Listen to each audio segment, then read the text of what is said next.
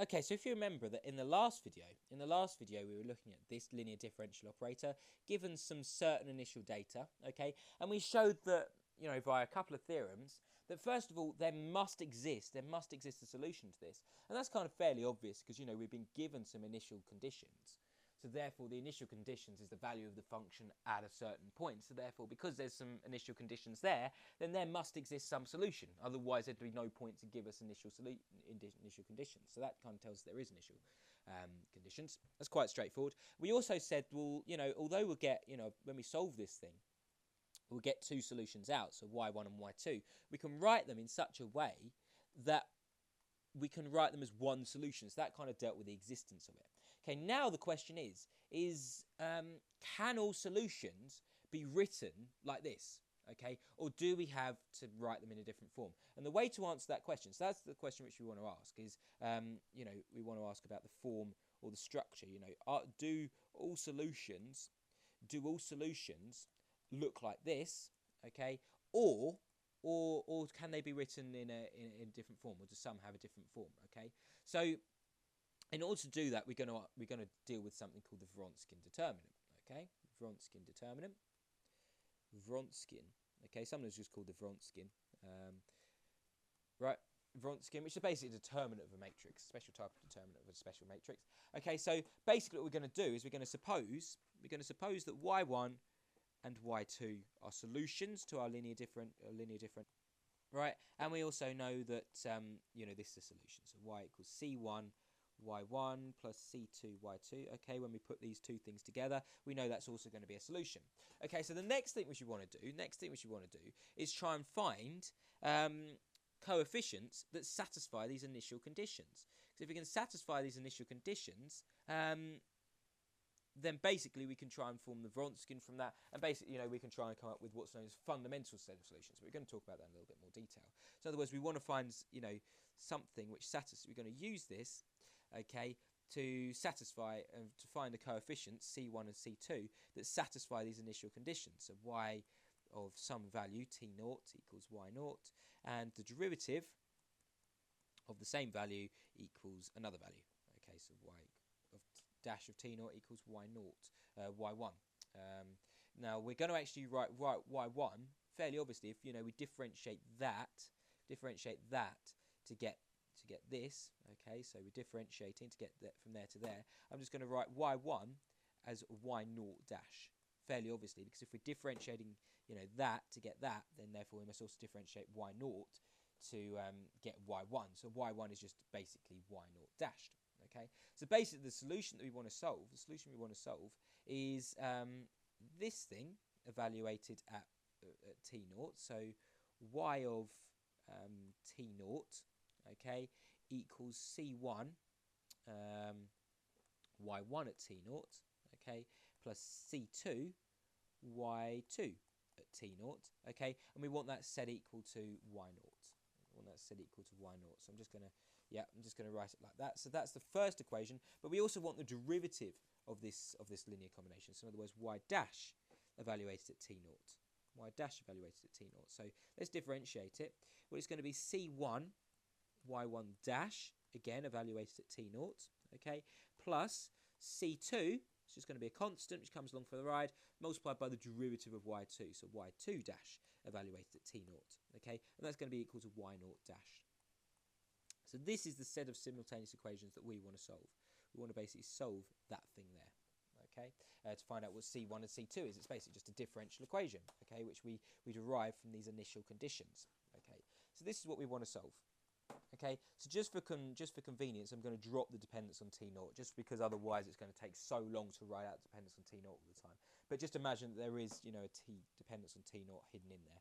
I've just omitted it for, you know, simplicity's case. And this is basically what we want to try and solve. We want to try and solve these differential equations to find c1 and c2. Okay, so I'm going to call that equation 1 and that equation 2. So first things first, I'm going to take 1 and I'm just going to rearrange it to find c1 equals. Going to rearrange it to find c1 equals. In other words, I'm going to take c1 y1 plus c2 y2 equals y0, and I'm going to rearrange it to find y0. Okay, so first things first, I'm going to take this over to the other side. I'm going to take this over to the other side. Okay, There's going to be a minus in the middle there. Okay, and then I'm going to divide through by this y naught. I'm going to divide through by this y naught. Okay, so that's now what C1 equals. That's now what C1 equals. Okay, so C1 equals that. Okay, I'm going to now plug that into 2. So in other words, I've got C1 y1 dash plus C2 y2 dash plus y naught dash. Okay, and I'm just going to replace that. I'm just going to replace that with that. Okay, so in other words, I'm going to rewrite that as that. Right, there we go. And it's just now a case of working with this. So that should be equals y naught dash. Equals y naught dash. And it's just now a case of working with that to find out now what C2 is, because C2 is the only kind of constant I've got in this equation now. Let's just try and work with this. Okay, so let's first of all multiply through by this y naught, y1 dash, sorry, y1 dash. So we've got y1 dash here, okay, and we've then got y1 dash in there. Y1 dash in there. Okay, cool. And then next thing which I'm going to do is I'm going to multiply through by y1 to get rid of this fraction effectively. So multiply through by y1. Okay, I'm going to end up with y1 over here, y1 over here. Okay, y1 over here, and I'm also going to end up with y1 over here. Okay, so now I've just multiplied through by y1. Okay, let's just now try and do a little bit of simplification, a little bit of rearranging. So everything not involving C2, we're going to take over to this side. So in other words, that isn't got C2 in, so we're going to take it over to that side. Okay, so that's now going to become a minus. Right, let me just try and straighten this out. There we go, that's a little bit better. Okay, and now I'm going to try and take out everything which involves C2. So there's a C2 here and there's a C2 here. Okay, so I'm actually going to take C2 out the front of all of that. Okay, so now I can get rid of those two things. And I'm actually just going to write these two things around the other way to make them a little bit neater. Okay, so write them around the other way just to make things a little bit neater, so I've got the minus in the middle. Okay, and now all I'm just going to do is I'm just going to obviously divide through, because I want C2 on its own, so I'm just going to divide through by all of that. Divide through by all of this on this side. Divide through by it. There we go, and this is now what C2 equals. All right, so just do the maths on your own. I mean, I've got the luxury of being able to move things about as I want to. I'm just going to neaten this up a little bit by writing them in order, if you like. So I'm going to write y1, so in order, like y0, y1, y2, in kind of ascending order, right? So that's fine. I'm going to change this around the other way. It's going to become y1 dash. And this, fine. This I'm going to write around the other way. So I'm going to write it around like that. Oops. Okay, so that is now what y2 is equal to. Y2 is equal to that thing. Okay, and now I'm going to plug that back into C1 to find out what C1 is. Okay, so I'm going to plug it back into C1. So C1 equals y0 minus C2, which is all of that thing. All of that thing. Just going to copy it down there. Right, and that's going to be multiplied by y2. Multiplied by y2. Okay, and that's all going to be over y1. All going to be over y1. Right, oops, write y1 properly. There we go. So basically all I've just done is I've just plugged this into there. Okay, and that's all I've just done down there. Okay, and then the idea is then I just want to rearrange that to try and find out or try and work with that a little bit to write C1 a little bit neater. Okay, because that is what C1 is equal to, but I just want to try and rearrange that to write it a little bit neater. So first things first, I'm going to multiply through by y2 on this denominator up here. So we've got y2 here, and we've got a y2 here. Okay, so that's kind of the idea there. Okay, next thing, I'm going to multiply this. I'm going to turn this into this denominator. So I'm going to multiply by, So I'm going to multiply by this denominator over this denominator. Okay, so let me just move it over a little bit, just to make a little bit more space. So I'm going to multiply y0 by this denominator.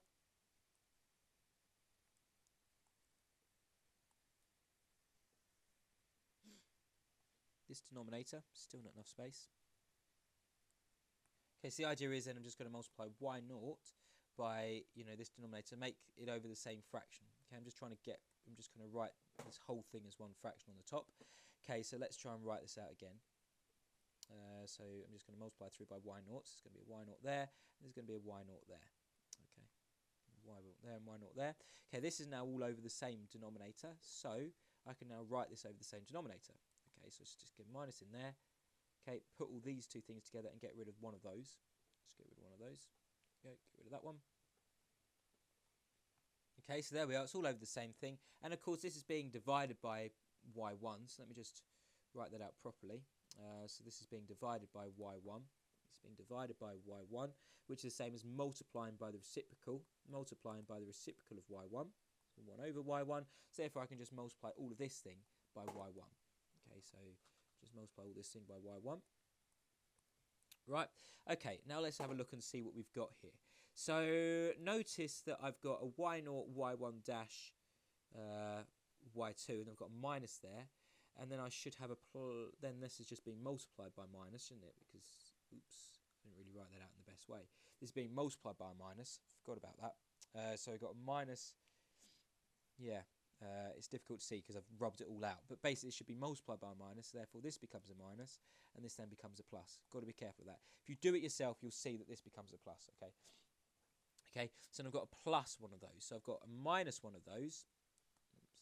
Got a minus y0, y1 dash y2. Then I've got a plus y0, y1 dash y2. So those two things are just going to cancel. Right? So what am I going to be left with? I'm going to be left with this minus this on the top, multiplied by y1 over this on the bottom. So I can just cancel off a y1 on each one of those. Okay, so cancel those y1s off. So what am I left with? Let me just write out in neat. This is all what C1 is equal to, right? So C1 is equal to y0, y2 dash, minus y0 dash, y2, over y1, y2 dash, so dash, dash, minus y1 dash, y2. And what was C2 equal to again? C2 was equal to, where are we? C2 was equal to this thing here.